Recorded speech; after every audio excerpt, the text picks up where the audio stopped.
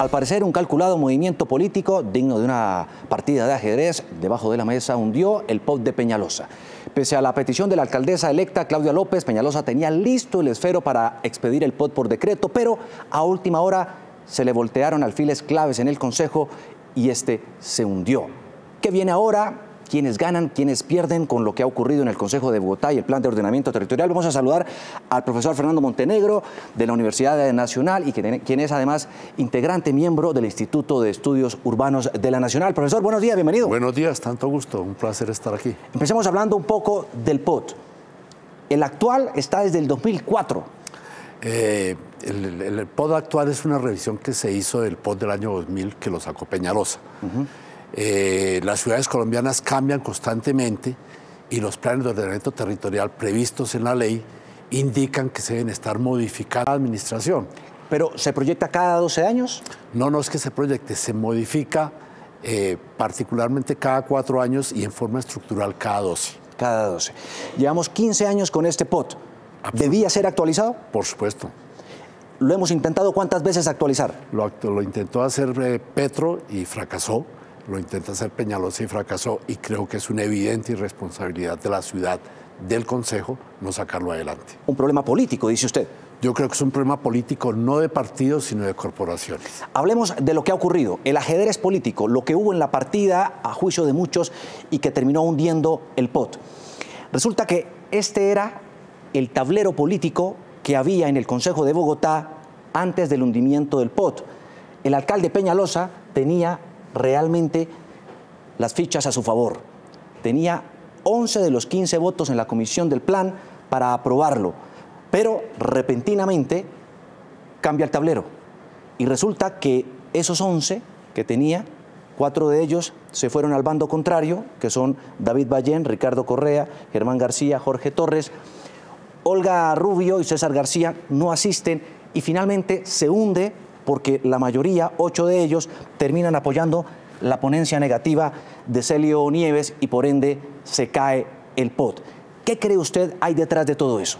Los tableros políticos en las ciudades colombianas están cambiando sustancialmente. La política tradicional que todos los colombianos conocimos ya no es. Hoy en día se mueven muchísimos intereses, en forma muy dinámica y tenemos un cambio político no ocasionado por bancadas ni por grupos políticos, sino sencillamente por intereses personales o por intereses de los concejales. ¿Por qué se habrían volteado algunos de ellos? Por muchas razones. Piensan que en un POT nuevo pueden alcanzar condiciones económicas o condiciones políticas distintas.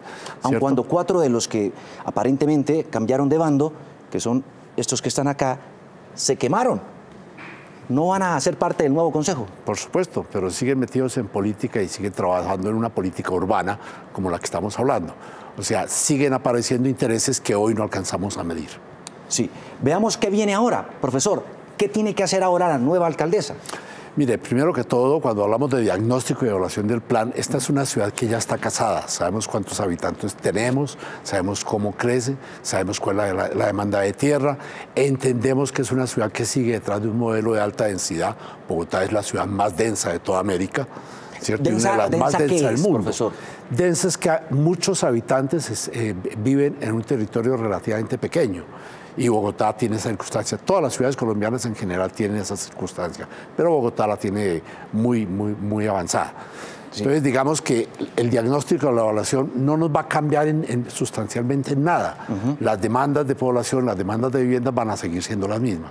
Es un elemento que, si se es inteligente, lo tenemos en la mesa. Viene una concertación, nuevamente participación ciudadana, se presenta al Consejo Territorial de Planeación Distrital y vuelve y cae en el Consejo. Claro, ahí están los problemas. Hay 2 problemas particulares en el desarrollo de un POT. La concertación, que es la CAR. Aquí uno diría, ya hubo una concertación y ya se tienen guías sobre qué está buscando la CAR desde el punto de vista ambiental y desde el punto de vista del agrícola, ¿cierto? Ya entendemos qué pasa. Sí. O sea, pararse ahí no es difícil. Y después toca llevarlo al Consejo. Y el Consejo, como yo le digo, en los últimos años o durante los 20 años de existencia del POT, ha tenido un comportamiento errático y, en mi manera de ver, muy irresponsable. ¿Cuánto podría tardar todo esto?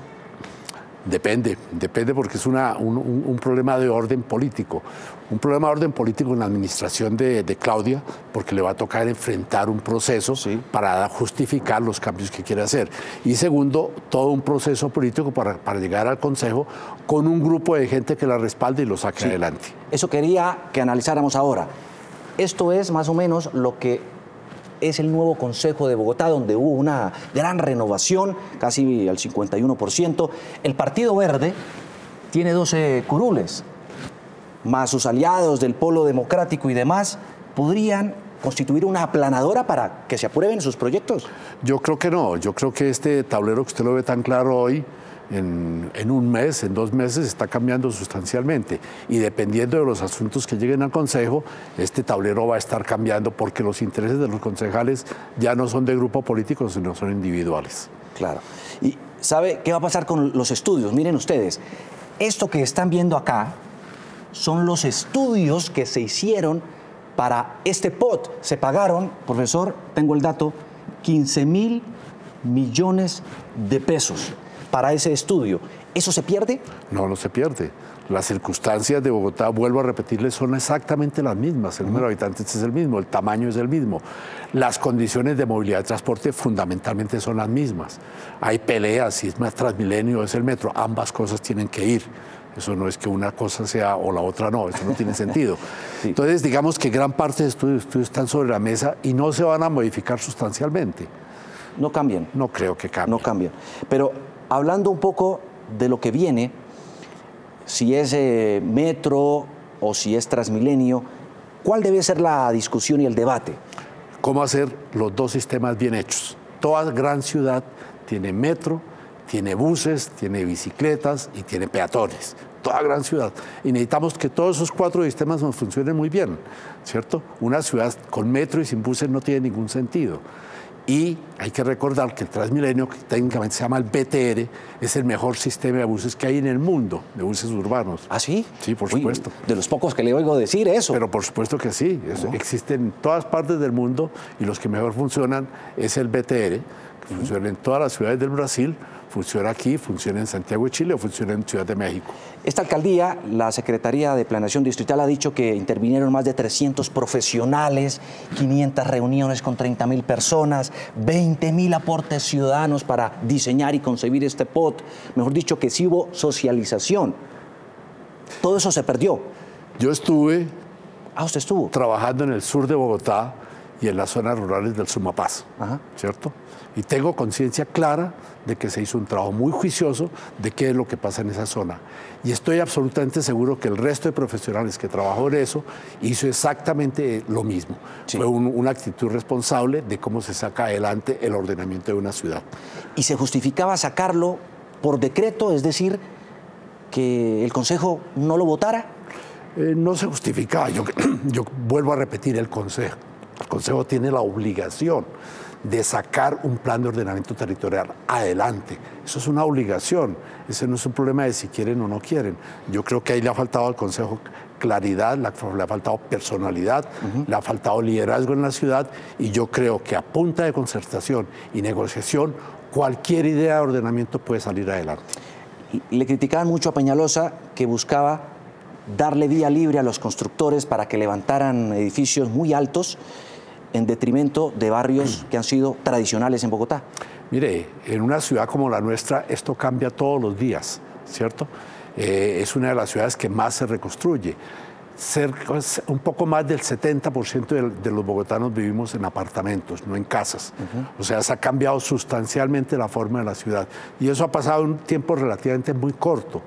Entender cuál es el modelo de ciudad que tenemos que seguir es un poco eso. Ahora, evidentemente, detrás de todo esto se mueven muchos intereses económicos. El suyo, el mío, el de las grandes inmobiliarias, el de los grandes constructores. Y eso es legítimo. Profesor, pero y eso es legítimo. Son los constructores los que iban a diseñar. No, pero eso es legítimo. Los constructores viven de eso.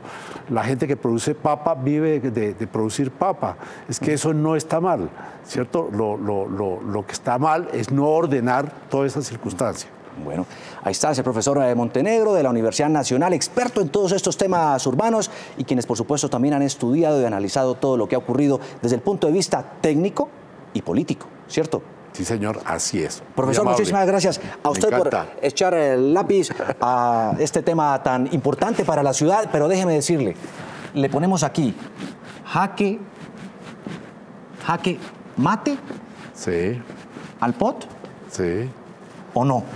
Sí, sí, pero además yo creo que hay que agregar que lo que está pasando no es que le hace un jaque mate al POT, sino le hace un jaque mate al ordenamiento en general que la ciudad lo necesita.